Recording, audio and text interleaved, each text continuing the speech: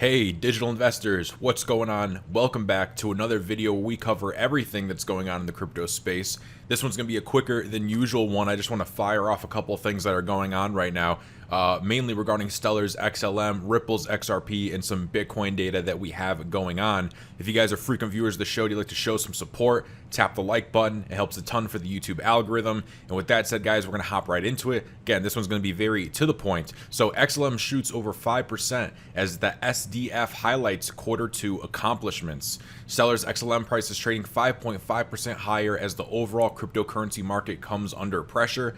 The price rise comes as the SDF updated the community about their accomplishments for the second quarter of 2021, and they mentioned three major strategic pillars for the growth of the Stellar blockchain network. One being supporting the usability and robustness of Stellar, two is increasing trust for the Stellar blockchain among people, and three is developing sustainable Stellar use cases for cross-border payments and securitized assets.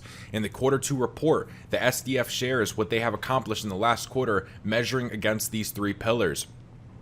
The Horizon API instance went down with validators forced to temporarily halt the nodes. However, the validators managed to keep the network online. There were enough validators to securely process the transactions. At the same time, the engineering team brought new nodes and new Horizon instance online. This was a true test for Stellar to demonstrate its power of decentralization.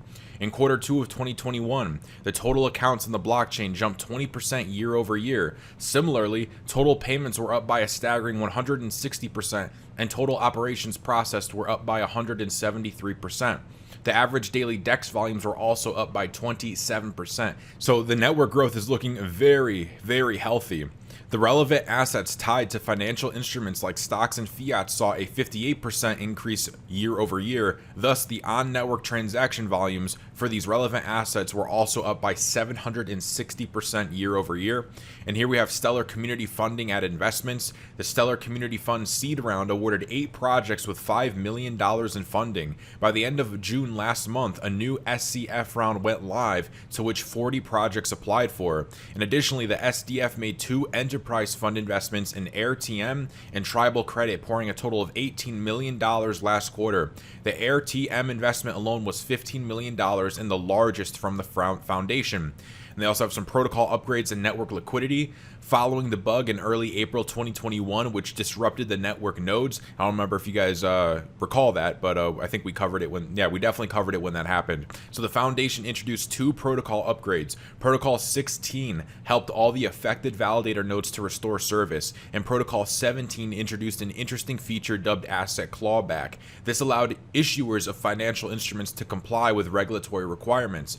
Additionally, SDF also noted that CAP38 proposal that introduces automated market makers to the Stellar blockchain is ready for implementation. The implementation will happen as part of Protocol 18 and will improve liquidity on the Stellar blockchain. The report says that if validators vote to accept the new protocol with CAP38, users will be able to create liquidity pools. This will enable cheaper, faster, and highly usable cross-asset payments and democratizing market making by giving everyone the ability to participate in liquidity provision. So some pretty cool stuff for Stellar. And again, that network growth is also increasing.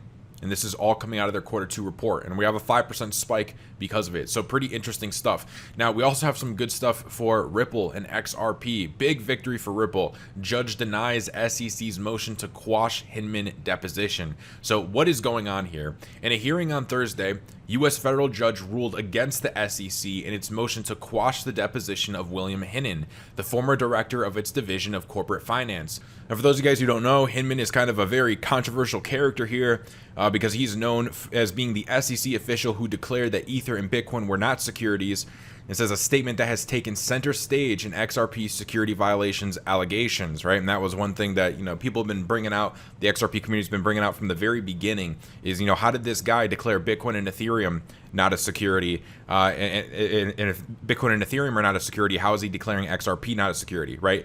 As we know, guys, this whole thing makes absolutely no sense. So Judge Sarah Netburn ruled in favor of Ripple, so that's good, stating that the Ripple case is, quote, not a run-of-the-mill SEC enforcement case. She further sought to reassure the watchdog that the deposition would not open the floodgates. This was in response to SEC's argument that this could set a precedent in which SEC officials are deposed by every other firm the watchdog pursues. Judge Netburn did admit that Hinman was a high-ranking SEC official back when he was at the agency. This, under normal circumstances, would exempt him from being deposed, unless, quote, under exceptional circumstances. However, the Ripple case merited the deposition since Hinman, quote, held substantial authority in a very important federal agency. And this goes over why Hinman could make or break the case, which is some pretty interesting points. The hearing brought to the fore a number of issues that have become critical in the case. One of these was the SEC's argument that when Hinman claimed Ether and Bitcoin weren't securities, he was speaking in a personal capacity and not as an SEC official. Judge Netburn dug into this, asking the SEC's attorney, if Hinman was expressing his personal views, then how can a high-level official protection privilege apply to words that he said in his personal opinion only? Ripple has been pushing to have the deposition take place on Monday, July 19th, as scheduled originally. However, when the judge sought to confirm with the two parties if it would still take place on Monday, the SEC's attorney, Stewart, stated that we will need time to reevaluate. And according to an attorney, Jeremy Hogan, this could mean that the SEC intends to appeal Judge Netburn's ruling. And what Jeremy Hogan says here is, appealing this order suggests to me that the SEC is desperate for this deposition not to go forward. Why exactly they are desperate, I do not know, but there is something there that is just not, quote, normal bad, but really bad. So, some good news.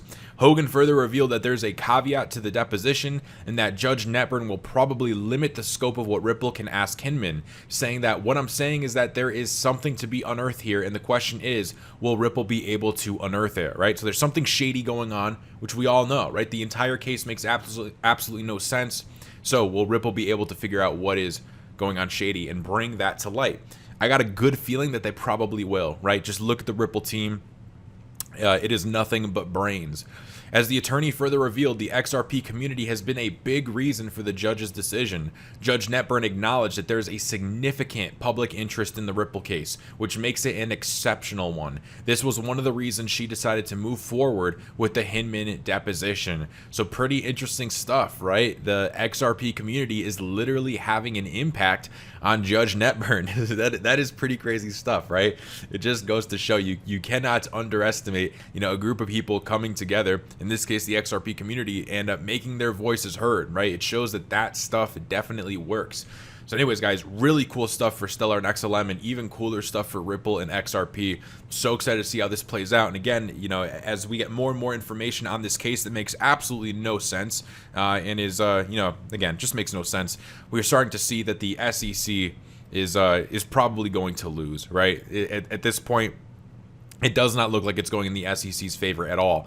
Now, wrapping up here, I want to cover this. Bitcoin whales are accumulating as exchange deposits signal bearish momentum. So we're kind of getting some inflicting indicators here, right? We're getting whales accumulating, but we're getting high exchange deposits.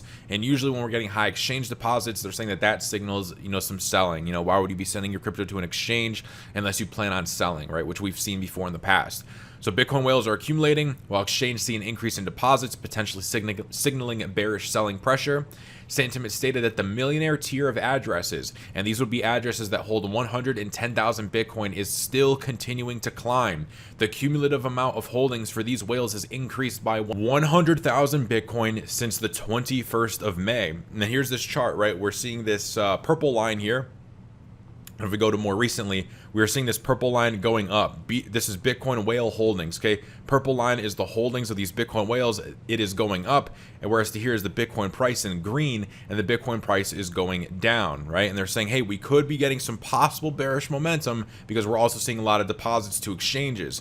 Now, it's kind of inflicting, right? Because if we're getting deposits to exchanges, but whales are still accumulating, then what's really going on here, right? So Bitcoin continues to look bearish. They say, while it may appear that Bitcoin whales are accumulating Bitcoin on dips, CryptoQuant has previously stated that the Bitcoin bear market was confirmed on June 21st, and the company reiterated that too many whales are sending Bitcoin to exchanges. The CEO of CryptoQuant says that Bitcoin selling pressure seems to be high, and the indicator shows that the exchange whale ratio is over 85%. When this indicator constantly keeps above 85%, the market has usually been bearish.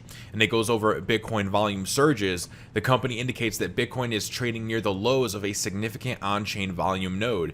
Bitcoin has seen over 1.86 million Bitcoin transacted on chain between the 31 and 34,000 price range. This equates to 9.9% of the circulating supply, and this is now convincingly the largest realized volume cluster since $12,000. So interesting stuff.